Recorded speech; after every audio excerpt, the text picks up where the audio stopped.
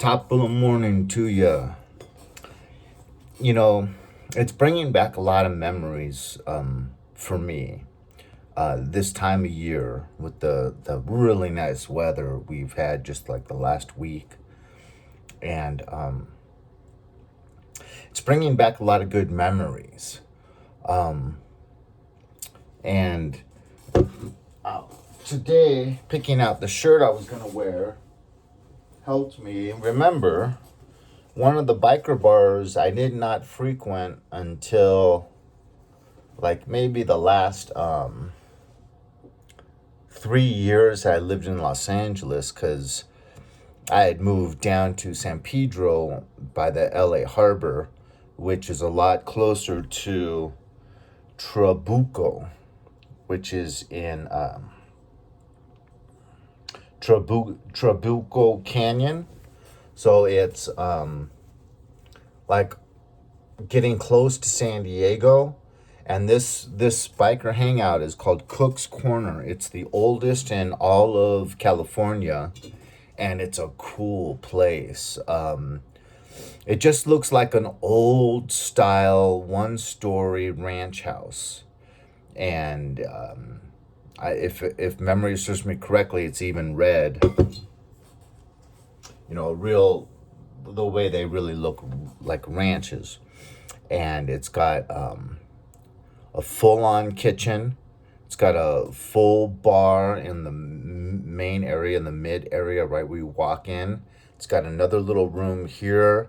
It's got the kitchen here and a huge outdoor eating area here, and then a full concert area in the back where it can handle hundreds and hundreds of people, because it just kind of goes into the park, another parking lot up there, and then you can actually like go up on the side of the mountain if you want to get a better view of the band that's playing. So, I don't really frequent places like this anymore, because even those last 3 years I lived in Los Angeles, whenever I went to this place, I knew I was risking kind of grieving the Holy Spirit in me, because it is a full like Sodom and Gomorrah scene. If you've been walking with Jesus, it's a lot of the girls are real biker girls, so they're clad in leather and chains. And I don't know so much. I haven't been there in years, but I don't know so much. The whole biker scene is just kind of dying out. But that is a really really cool place. But yeah, I wouldn't want to be going there anymore. And if I did go there, I would literally like put on all the armor, as the Bible speaks, before I'd go. And I'd probably stay out of that back concert area, because that's kind of where girls expect to meet guys. And so you'll have like, a cute girl kind of giving you the green light. And it's too easy when you're my age. It's too easy just to go and talk to the girl and see just where it goes, even if you don't have any nefarious intentions, it can still end up going where you did not plan for it to go. So that's what, they call near occasions of sin. So I think if I just stayed in the bar and stayed in the parking lot looking at the motorcycles, I could be okay. And bring like a nice drink for myself. Like I have some of these. Oh, and it's always really hot down there. So you could take like just water where you put in a spoonful of flavored electrolytes. Or I could take, just something to keep me away from drinking and rock music. They always get cover bands that do a really good job of imitating old 70s music. But this panhead, this is the same panhead my brother had. It only had, it didn't have just white. It was two-tone, red. So it was white and red. So my brother had that exact same beautiful hardtail panhead Harley. I think my brother's was like from around 54, if memory serves me correctly. Okay, so that's one really, really cool biker bar. Now, these are all going to be in California. Another one, the most famous one, and the absolute biggest one, where you could go and literally hang out with Jay Leno, Arnold Schwarzenegger, Bryan Cranston, and you could just go up into the beautiful, beautiful Malibu Mountains and have the destination as the rock store and go there with a friend or two. They have a full diner there so you could get breakfast. And then you just walk around the parking lot with your styrofoam cup of coffee. And oh, it was so fun back in the 80s, 90s, even the 20s and 10s. It was only like, the late 20 and 10s, maybe like 2008 and 9, where you started to see a drop off and how many people would go there. But it would get so crowded that you couldn't even park your motorcycle in the huge parking lot. You'd actually end up having to drive down Mulholland and park sometimes like, a quarter of a mile away from where everyone is because there's just no room. Yeah, but I can't tell you how many times I've spoken with Jay Leno, Arnold Schwarzenegger, and Bryan Cranston about motorcycles there. Arnold Schwarzenegger always had to have his huge fat cigar lit up.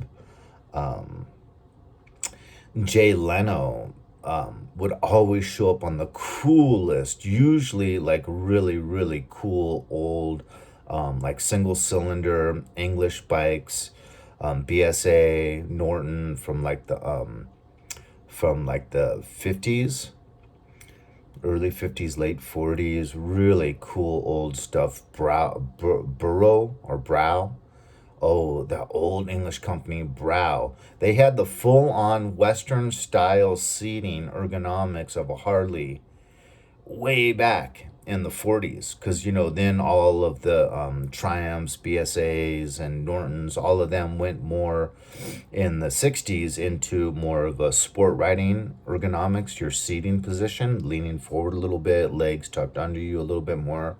But back when England first started making really, really cool, and one company was Burrow, and then it became Superior Burrow. Two companies joined together.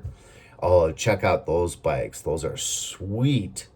But yeah, so the rock store was really, really cool. And you have like one of the main areas for people to really try to punch it on their sport bikes just northwest of the rock store. So right when you leave the rock store, about literally about 200, 300 yards down the road, you get into some real serious twisties.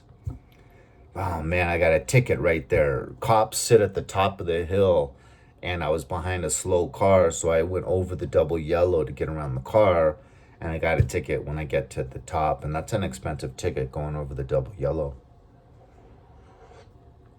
And that cop told me don't ever go over double yellow. Even if you see me clogging up that lane parked behind someone, if your wheels can't squeeze by on the correct side of the double yellow, don't go around me. Don't ever go over a double yellow. And that made an impression on me, that stuck on me. Because a lot of times, people will just stop in the middle of the street for whatever reason, and you have to go around them. I remember him saying, no, don't ever go over a double yellow, especially on one of these little 2-lane highways up in the mountains. Okay, so that's the second one. Third one is a really, really cool mixture of people. And it's not in the mountains. So if you're at the rock store, you would just go all the way down to the coastline and then take PCH north, Pacific Coast Highway. And about another 40 minutes from when you hit the coastline, you'll be at Neptunes Net. World renowned clam chowder, world renowned fish and chips. but it's changed ownership and it's not quite as good as it was back in the day.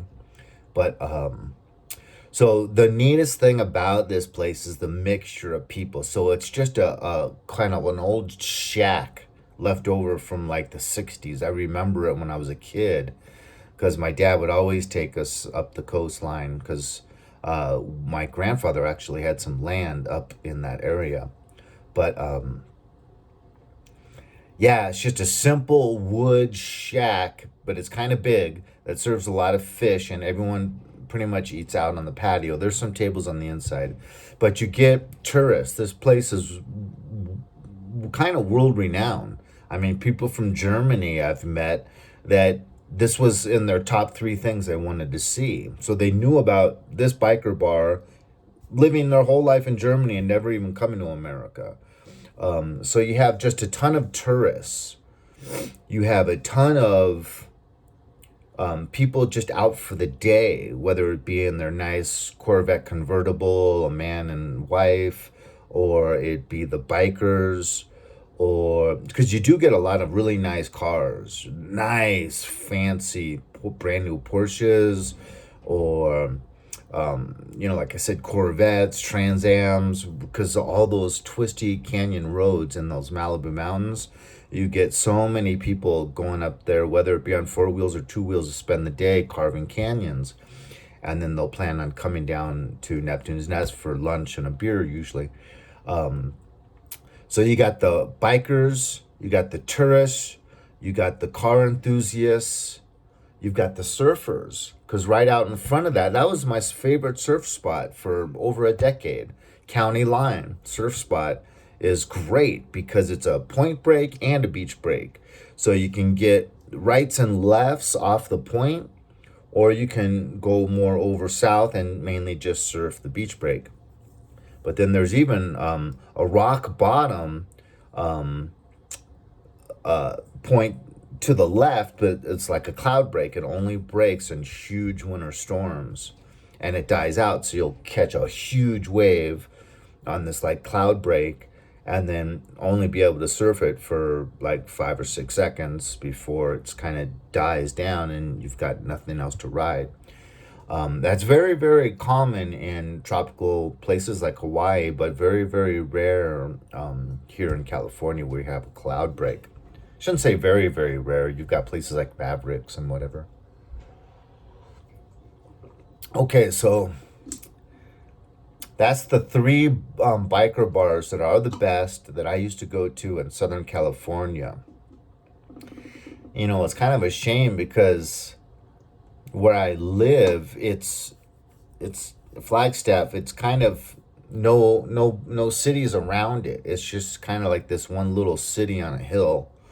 So there's like nowhere to ride to, so far as like a real cool destination where you could meet other bikers and talk and say, wow, I like that. What year is that? I used to have one of those. So that's kind of lame because even when I first got started riding motorcycles, I was just on the cusp of turning 17. So it was 1984. My birthday is January 5th. And Westwood Village. So right below UCLA, University of California, Los Angeles, there's a little neighborhood that has really cool movie theaters that date back to when my dad was a kid, and that was his stomping ground. But that place used to get people cruising Friday and Saturday nights until the police had to crack down because you pretty much couldn't drive through Westwood Village Friday and Saturday nights, starting around like 5:30, 6 o'clock in the evenings. Just so crowded, but there'd always be at least one or two streets that would just be lined solid with parked motorcycles. And we'd be talking there, and I was a brand new motorcyclist. So I didn't really know how to avoid accidents. So I would just pick these riders' minds, these guys that were usually around 30 or so and had been riding for a good 10 years or so. And I would just pick them like, what do you do? What do you look out for when you're splitting lanes, and I'd get really good advice like look in the rear view mirrors, and anytime you see a head move towards their rear view mirror, or you see that front tire move ever so slightly, take evasive action at that point. Or not riding down the very center of the lane where the oil gathers, especially as you're approaching an intersection, and especially if you're approaching an intersection to turn left, because the cars have to sit there for the red light, so more oil accumulates, and you're about to start a turn. So if you went through a little oil slick right on the pedestrian's crosswalk, and you hit that oil right before you leaned into your turn, it could be a bad day. But there is Sedona to ride to. I'm going today to Strawberry and Pine, most likely. There's two little towns about, I guess, like maybe 150 miles away. You can go up to Snowbowl, the ski resort.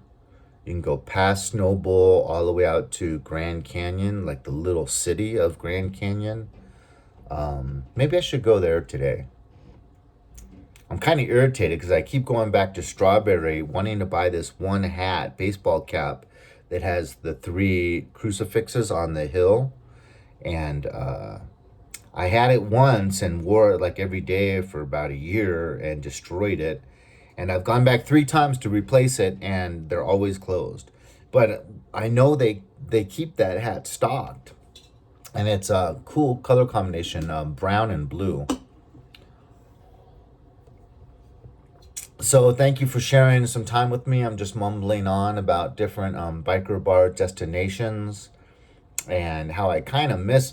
On the other side of Flagstaff, once you leave the town, there's a closed biker bar that has a huge dirt parking lot and had a huge kitchen, a restaurant, and a bar. And my mind just imagines, wow, the meetups here during the late 80s, 90s, this must have been a great biker hangout.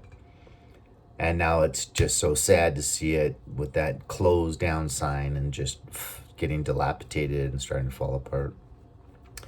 But yeah, if any of you watching this know of a good biker bar destination, I drove my bike down to Tombstone last week.